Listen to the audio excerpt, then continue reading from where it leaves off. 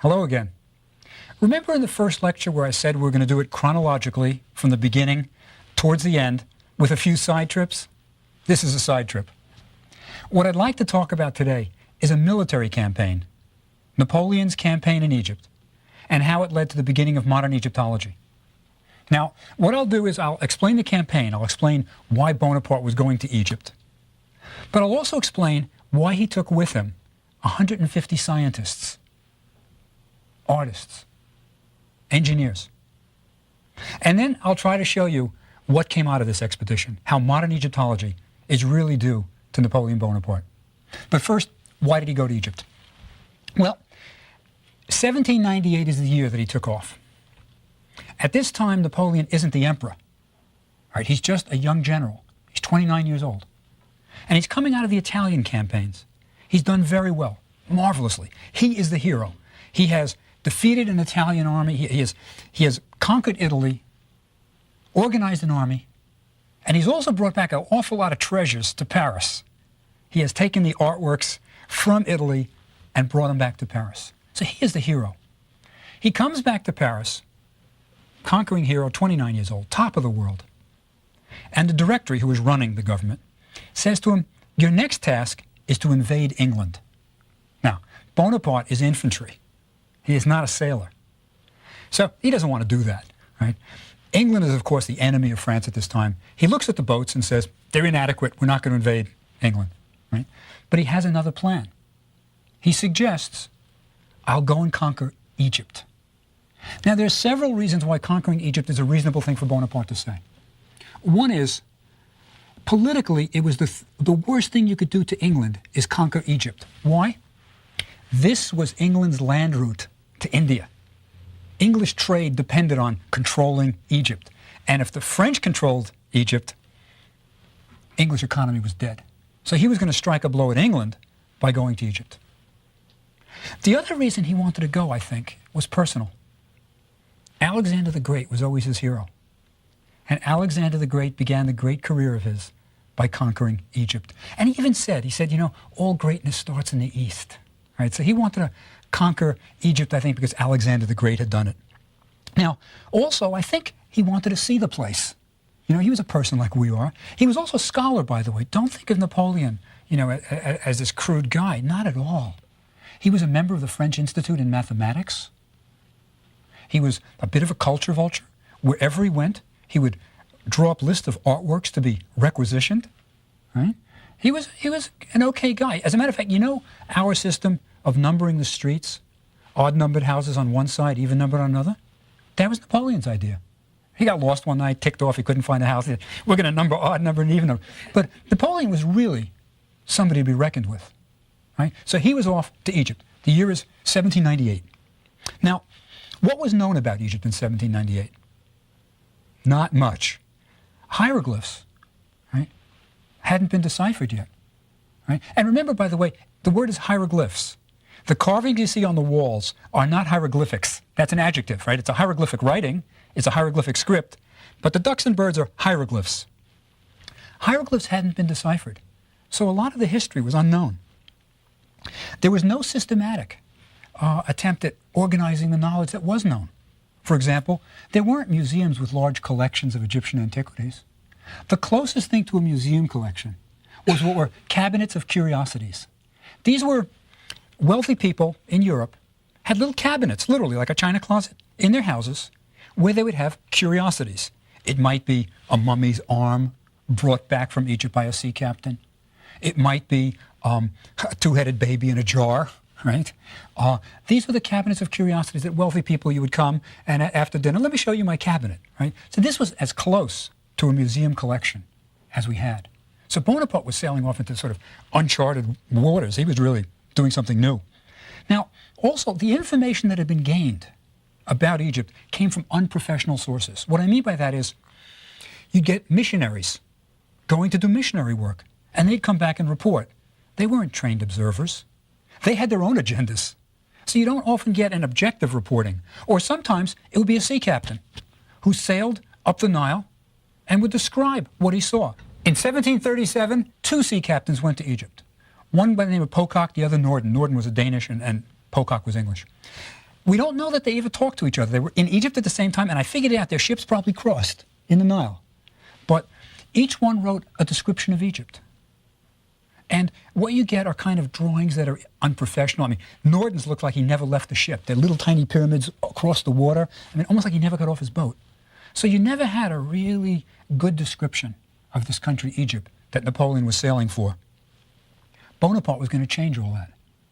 He took with him 150 artists, scientists, and it was an all-star team. Now, let me say this. It wasn't easy to recruit these guys. Why? His destination was a secret. When he sailed from France in 1798, he took 55,000 soldiers with him, right? 55,000, and practically none of them knew where they were going. Incredible, but true. Only the captains, of course, of the ships, of the fleet knew. He'd kept it a secret, and many of the scientists didn't know where they were going. They were merely recruited for a great experience. So when they sailed, there was a lot of rumor. You know, some people thought, well, maybe we're going to the Holy Land, which was close, but nobody knew for sure. They started at Malta, by the way. They stopped along the way at Malta to conquer Malta, because Malta was strategically important. And great stories about what happened. Malta was controlled by the Knights of Malta, but they were an old, kind of rusty organization. They were old men who didn't really want to fight, and it took 2 days, and he was in control of Malta. He quickly took all the treasures of the Knights of Malta.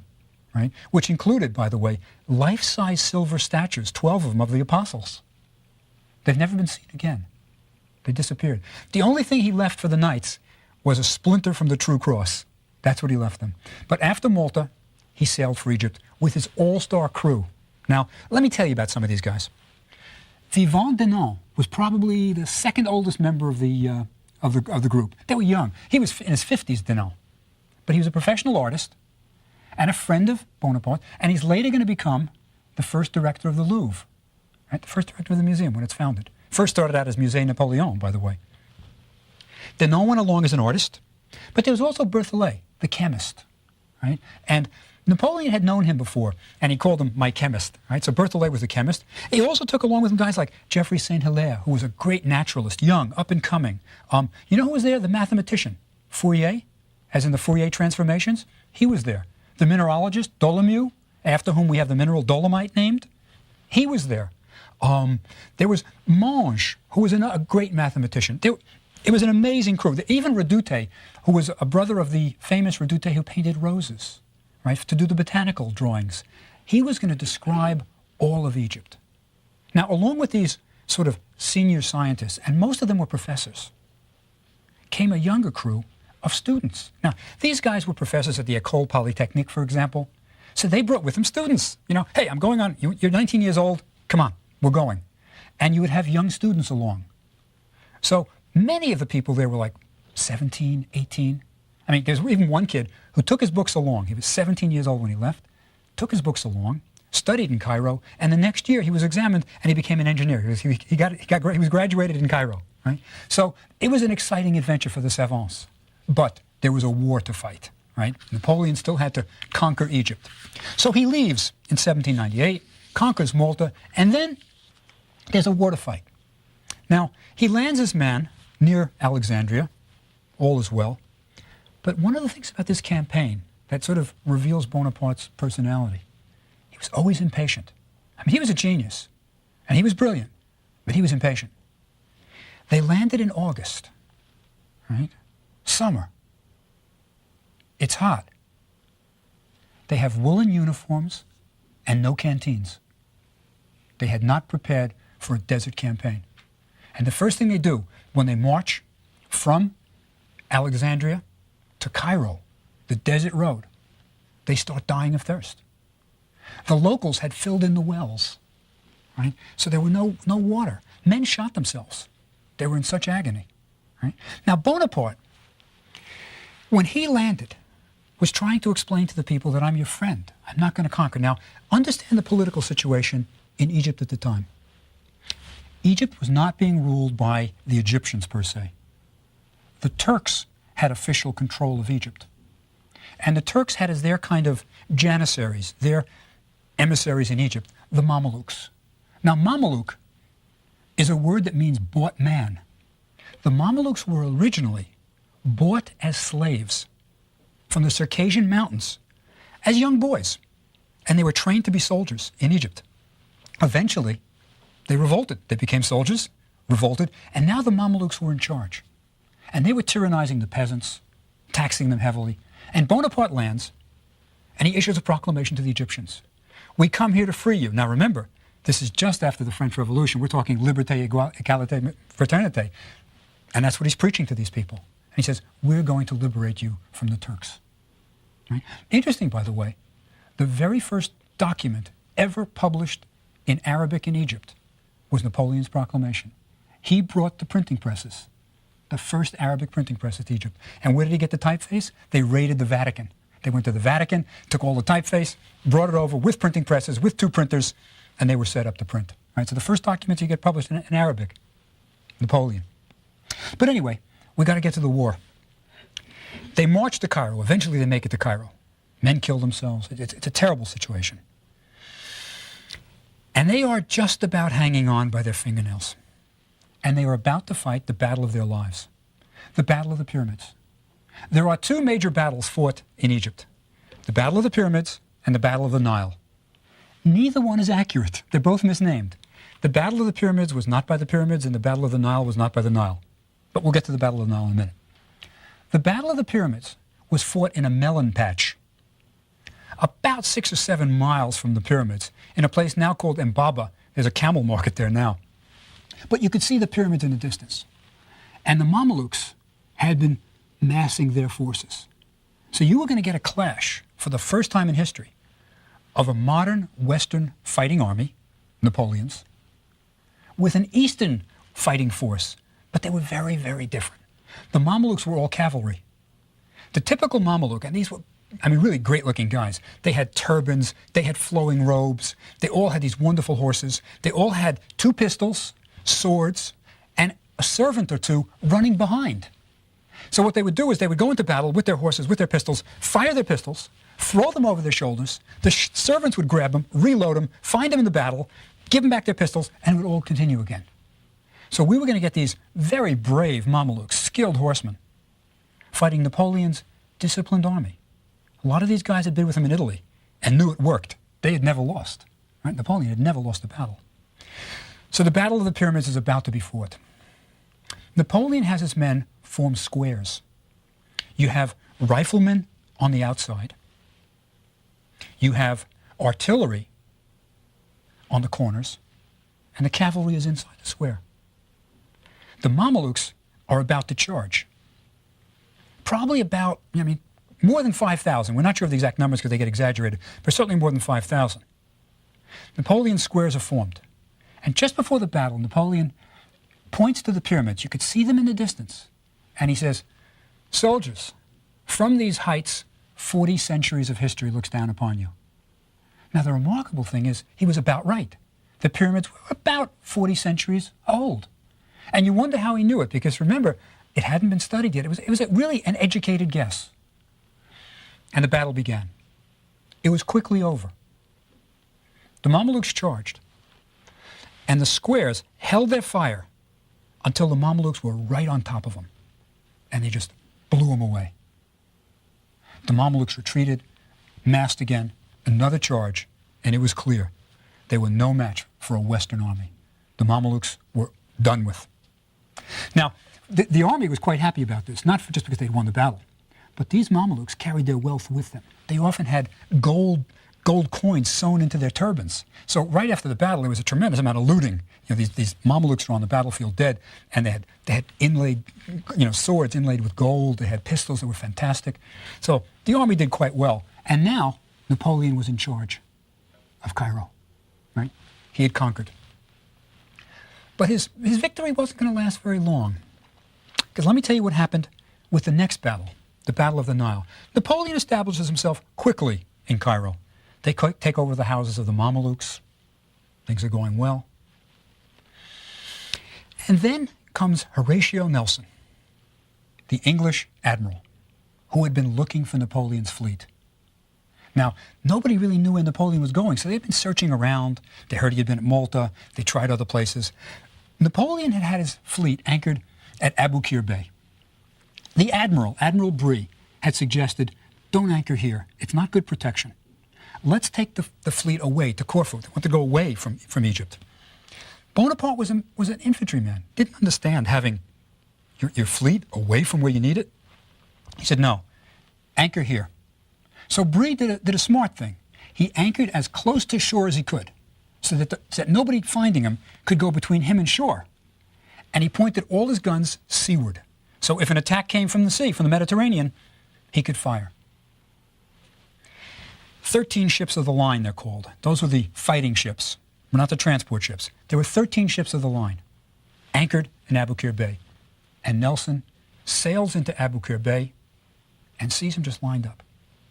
Now, Nelson did two things that had never been done in the history of naval warfare. The first thing was, when he sees them, it's about 4 o'clock in the afternoon. It's going to get dark fairly soon, and naval battles are not fought at night. At least they weren't then. Normally, you would wait for the next day. Not Nelson. Boom. Sails right in and starts the battle. So you know that the battle is going to be mostly at night. The next thing he does is he sails in between the ships and the shore. Something that was thought impossible. He had no charts of that shore. He had no idea how deep it was. But he told his men, go right in. And they made it. They could do it. So now you've got the ships between the French and the shore. The British are there. All the guns are pointed seaward. And those French ships are sitting ducks. They can't turn the guns. It's not an era when you can turn cannon around very easily. Napoleon's entire fleet was destroyed in one day. Right? The battle went through the night. The largest ship in the history of the world at that point was the L'Orient, Napoleon's flagship. When that ship blew up, it was heard 20 miles away. It's a famous, famous explosion. When the ship blew up, everybody was so shocked that the fighting stopped for 10 minutes. They just kind of didn't believe it. It was at night. It was dark. Also, some of you may remember, some of you may be out there may be old enough to remember a poem that I had to learn when I was a kid. It begins, "The boy stood on the burning deck." That is about a young boy who was the captain's son, Casabianca's son, who when the ship blew up, he refused to leave the ship because his father wasn't there, and he went down with the ship. Right? That's about the Egyptian campaign. So Bonaparte now, his fleet is destroyed. He is stranded in Egypt. Nelson, he's a naval man. He's not a military. He's not an infantry guy. Nelson says, Bonaparte's in a fix that he's not going to get out of. And he simply sailed away, leaving Bonaparte stranded. He couldn't get reinforcements. He couldn't get new supplies. He was in trouble. Didn't faze Bonaparte. What does he do? He founds an institute to study Egypt, right? His fleet is gone. He founds this institute. Now, fortunately, one of the people with him was a guy named Conti. Conti was a guy who could do anything. He was an engineer. And what Bonaparte once said of him was, he has all the arts in his hands and all the science in his head. Now, when the ships went down, they lost a lot of equipment. Surveying equipment, scientific instruments, all kinds of things. Conti could make it. He could recreate almost anything. So Conti helped, and they set up workshops and all that. And the amazing thing is, as this war is going on, the 150 scientists are going about their job of studying Egypt, right? They're drawing plants. They're studying animals. They're uncovering Egypt, right? Now, it's a good thing that they had Conti, because when Bonaparte came into Egypt, there were no places where you could buy things like microscopes, telescopes. They had silk bazaars. That's what they had. So they are doing the best they can. Now, Bonaparte heads out for another battle. He heads out to Acre, which was in Syria then. It's in modern-day Israel. And this is the battle where Napoleon suffers his first real loss, Napoleon himself. Abu Qir was a disaster, but it wasn't his baby. Acre was controlled by a man named Jejer Pasha. Now, Jejer means the butcher. He was called the butcher because he was not a nice man. I'll give you an example. Jejer had a physician whose name was Hayam the Jew. And Hayam was asked to examine one of Jejer's wives to find out if the woman was pregnant, to find out if the wife was going to have a boy or a girl. Now, how was Hayam going to do this? He wasn't even allowed to examine the woman. She would put her hand through a hole in the wall. He would look at her hand, and he had to tell Jejer whether it was a boy or a girl. So Hayam took a guess, Djeser, anxious to find out, had the woman brought and cut open so he could see whether the fetus was a boy or a girl. Hayam guessed wrong and lost an ear, right? And eventually lost an eye. Djeser was not a nice person. Now, Napoleon was going to do battle with Djeser. And it's at the fort of Acre where he loses this battle. Now, understand that Acre is on the water. It's a fort. And the way you normally take a fort is either by starving it out, you camp around it, don't let it get supplies, or you siege it. You charge, make a breach in the wall, and go in. They couldn't starve it out because it's on the water and the British were supplying Djeser Pasha with supplies. So that wouldn't work. So Napoleon had to siege the fort.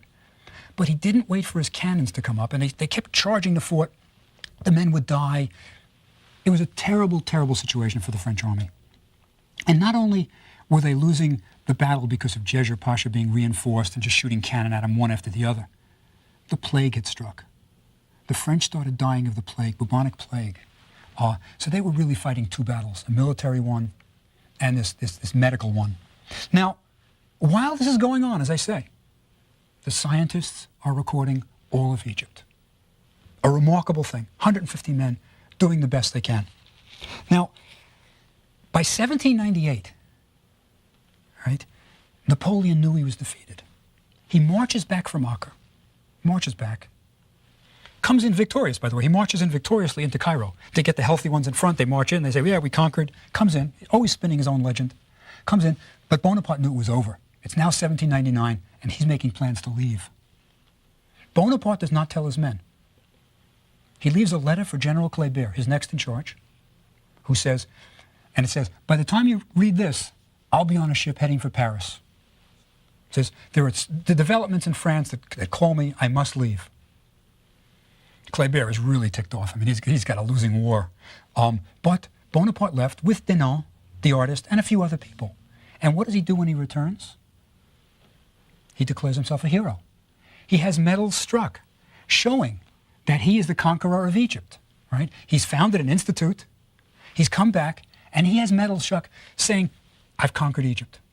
I mean, it's amazing. The British knew the truth, though, and they had cartoons, wonderful cartoons of Napoleon's scientists studying crocodiles. I mean, there's one great one that shows one of the scientists being bitten by a crocodile, and the book that's fallen out of his arm says, Les droits de crocodile, the rights of crocodiles, right? And they're sort of lampooning that while this war is going on, these guys got their heads in another world.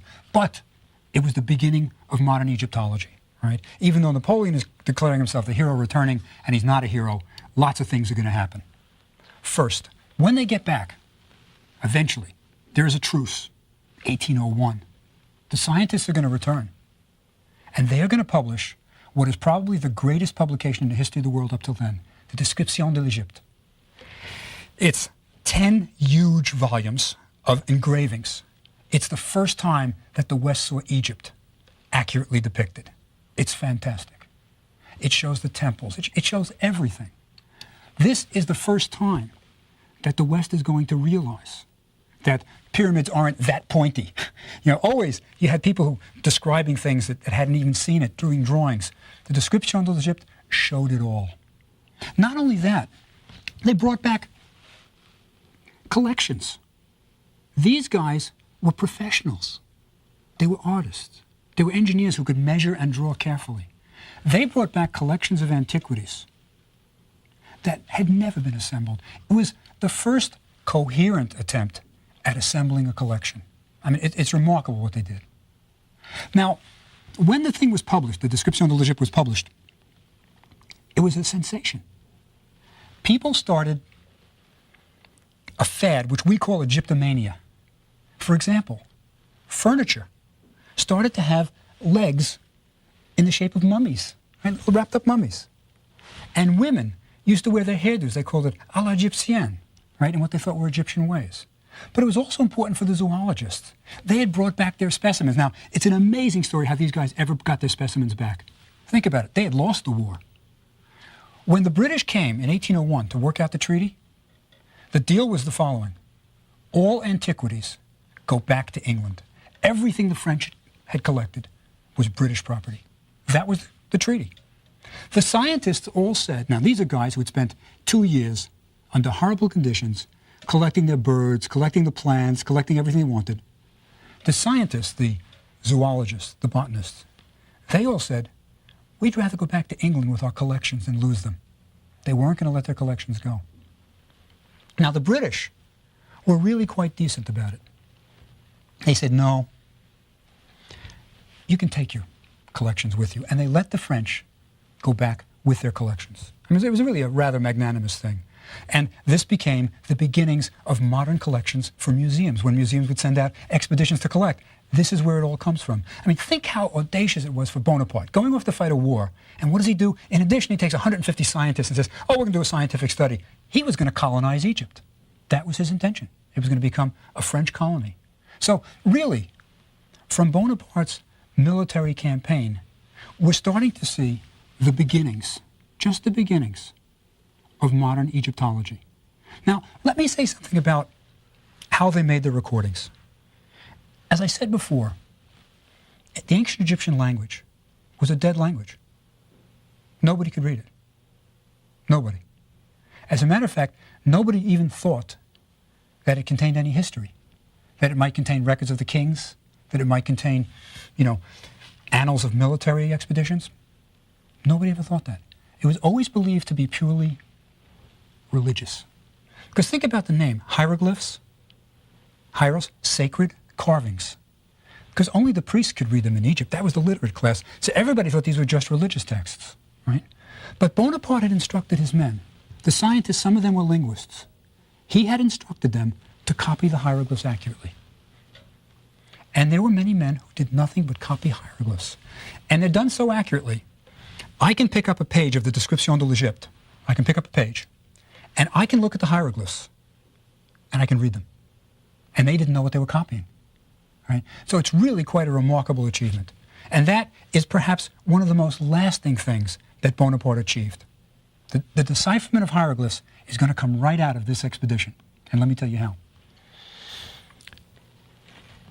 The English said, okay, you can keep the birds, you can keep the plants, but all the antiquities, they're ours. And that included one of the most crucial of all antiquities that Bonaparte's men found, the Rosetta Stone, the famous Rosetta Stone. It was found at a fort in the town of Rosetta, Rashid as it was called then, found in the town of Rosetta. And it was an interesting finding. It was found by a man named Bouchard, Lieutenant Bouchard. Everybody was looking for the decipherment of hieroglyphs. Everybody knew that maybe this expedition will lead to the decipherment of hieroglyphs. But when they found the Rosetta Stone, they knew immediately that this was going to be the key to decipherment. Why?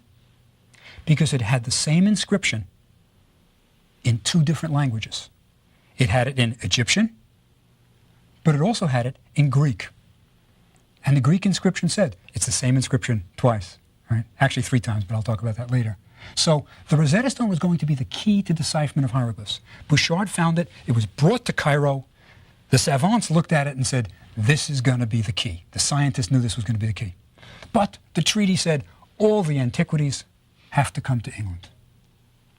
The French desperately tried to keep the Rosetta Stone. Desperately. The general who was now in charge, right? Remember, Bonaparte leaves, puts Kléber in charge. Kléber is assassinated soon after. And General Menou is now in charge. And Menou says, this is not part of the government's property. This is my personal property. So therefore you shouldn't have it.